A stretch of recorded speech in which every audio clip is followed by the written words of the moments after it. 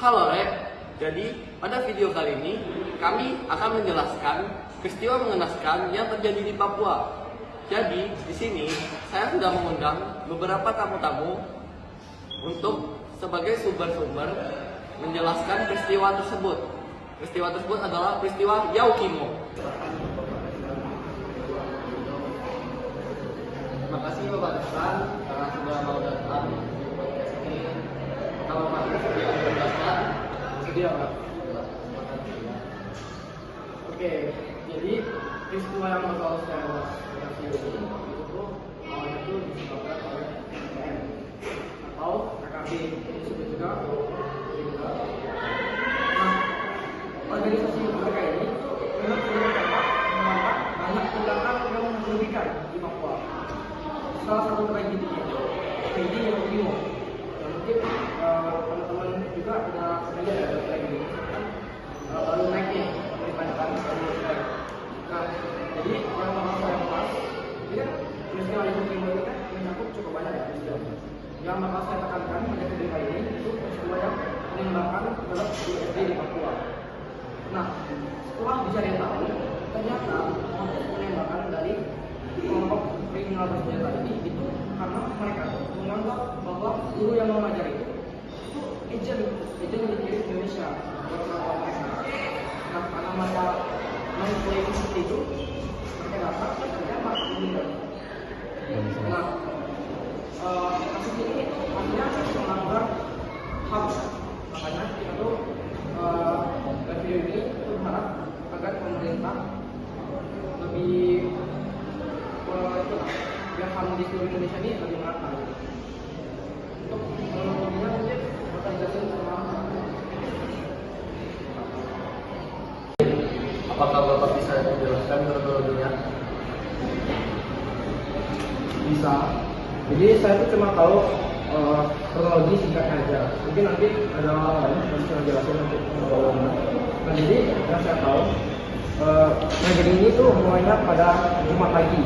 Tepatnya tuh pada tanggal 20 Maret 2025. Jadi artinya tuh bulan 6 sampai bulan 9 dari bulan ini. Nah, jadi ada 9 guru yang ngajar di SD Papua yang diserang itu. Jadi nama SD itu SD YPK Anggrek. Nah, setelah diidentifikasi 9 gurunya ini itu nggak semua orang asli Papua.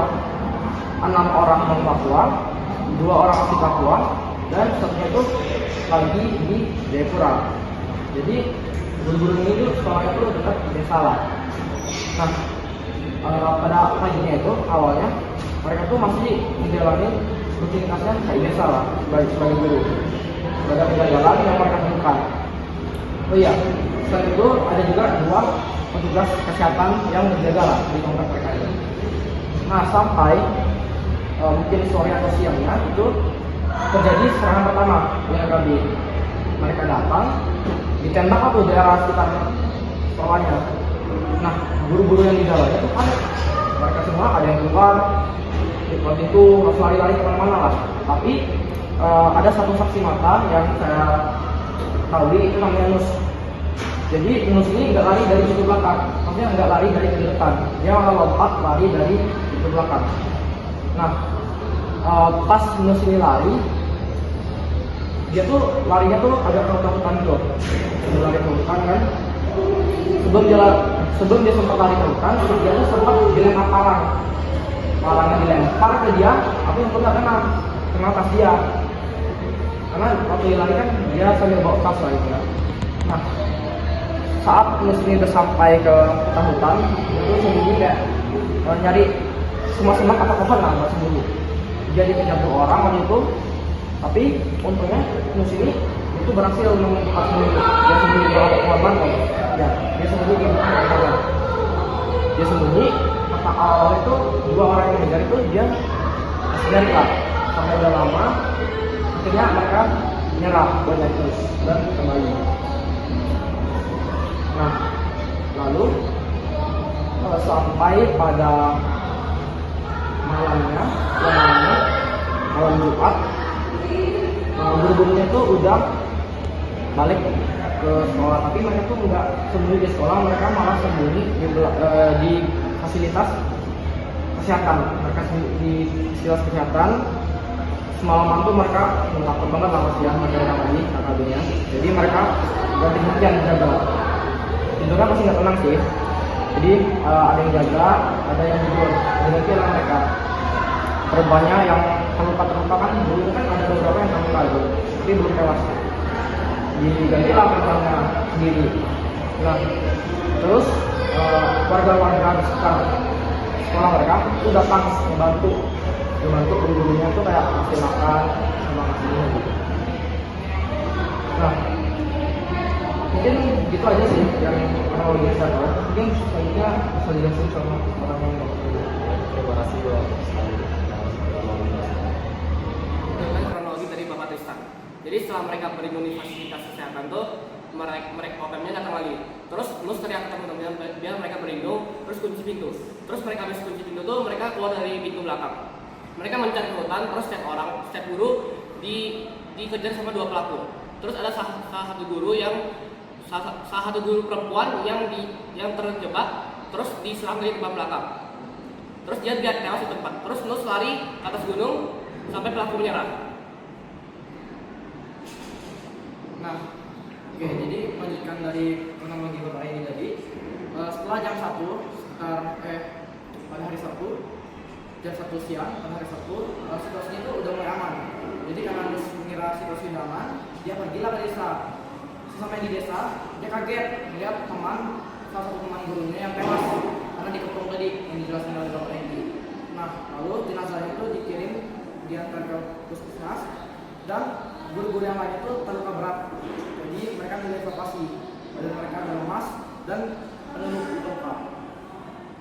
Nah, Di sini saya akan memanggil Bapak Ray.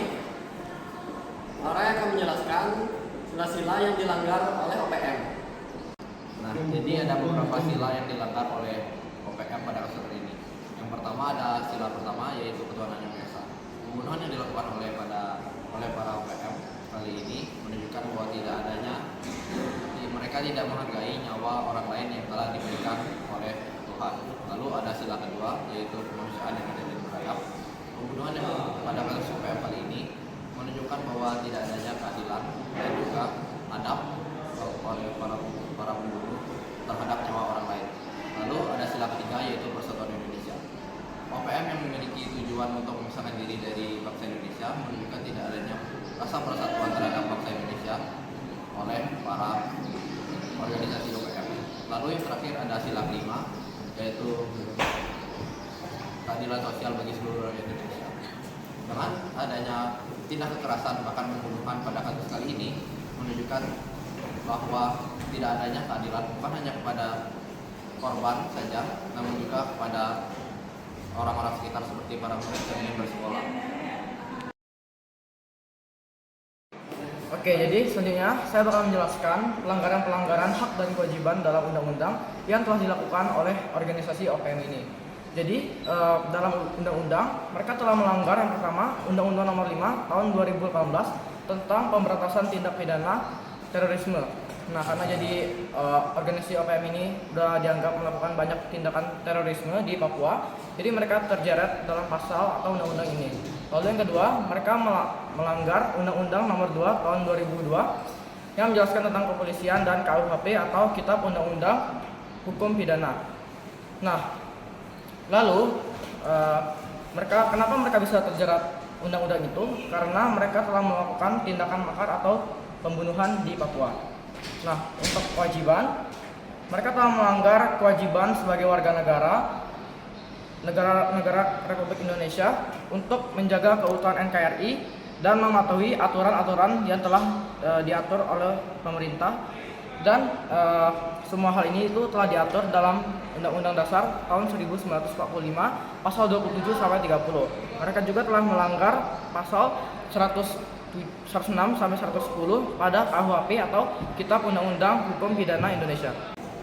Jadi Bapak Randy Surabaya akan menjelaskan reaksi dan evaluasi dari tragedi Yaukimo. Jadi Indonesia sebenarnya memiliki landasan hukum yang sangat kuat. untuk menindak serangan pada guru SD di Eukimo lewat Undang-Undang Nomor 26 Tahun 2000 Pasal 9 yang menjabarkan pembunuhan, penyiksaan, dan penyerangan terhadap warga sipil. Yang kedua itu ada Undang-Undang Nomor 1 Tahun 2023 yang berisikan hukum wirusida, tindakan yang memusnahkan ras, negara, agama, dan kepercayaan. Sebenarnya Indonesia memiliki landasan hukum yang sangat kuat, tapi tergantung dari penerapannya saja.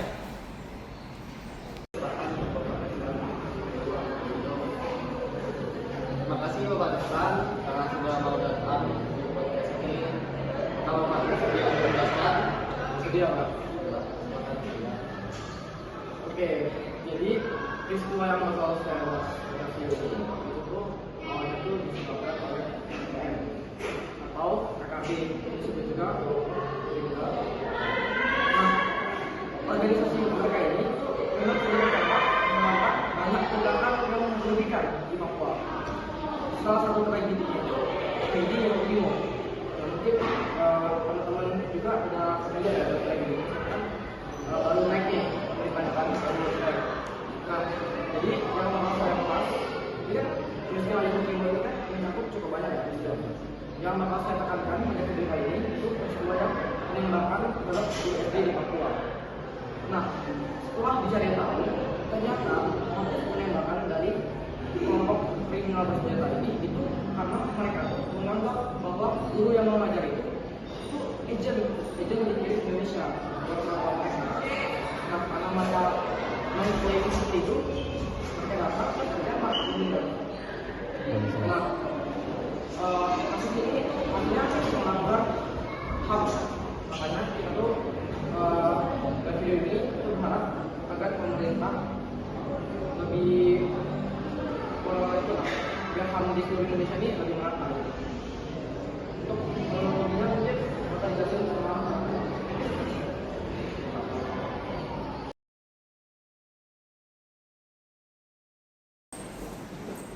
saya akan menjelaskan pandangan Alkitabiahnya.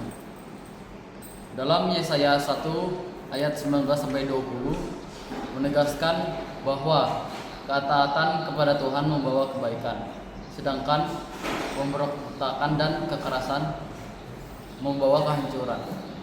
Ayat ini juga menegaskan bahwa siapapun yang melakukan kekerasan atau membunuh atau menentang kebenaran Tuhan akan menuai akibat buruknya.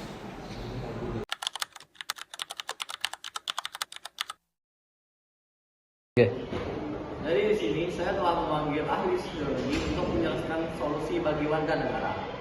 Oke, Bapak Farel, silakan masuk. Saya dengan Bapak Reza ya. Ya, terima kasih ya Bapak Farel karena sudah datang di podcast ini. Ya. Oke. Jadi sebagai warga negara itu di sosiologi ada interaksi asosiatif, di mana interaksi ini itu merujuk pada positif atau untuk kebaikan. Nah, salah satunya itu ada arbitrase dan konsialisasi. Jadi arbitrase ini kedua belah pihak, misalnya wakil pemerintahan dan wakil masyarakat Papua yang terlibat dalam OPM ini itu setuju untuk membawa permasalahan tersebut ke lembaga arbitrase nasional. Nah, arbiter atau penengah akan menilai secara netral bukti-bukti mengenai perilaku yang telah dilakukan oleh OPM ini dalam video dan sumber lainnya. Nah, nanti arbiter akan melakukan suatu keputusan yang mutlak yang harus dilakukan oleh kedua belah pihak. Jadi, apabila kedua belah pihak tidak melakukan hal tersebut, maka mereka akan mendapatkan konsekuensi. Nah, untuk konsialisasi sebenarnya kurang lebih sama aja. Cuma konsialisasi ini dia pihak ketiga, kita sebutnya mediator kalau di konsialisasi. Jadi mediator ini dia tidak punya wewenang untuk memutuskan keputusan akhir. Jadi perdamaian itu ditentukan oleh kedua belah pihak. Mediator akan membantu kedua belah pihak itu memahami perspektif masing-masing dari kedua belah pihak dan menentukan kesepakatan bersama. Nah, kesepakatan ini ditentukan oleh kedua belah pihak antara mereka mau berdamai atau melanjutkan sengketa yang telah terjadi. Ya mungkin sekian saja yang bisa saya berikan. Terima kasih karena setelah mengundang saya di sini, saya bangga banget berada di sini. Nah, terima kasih. Oke, terima kasih banyak untuk Bapak Fadal karena sudah mau memberikan solusi.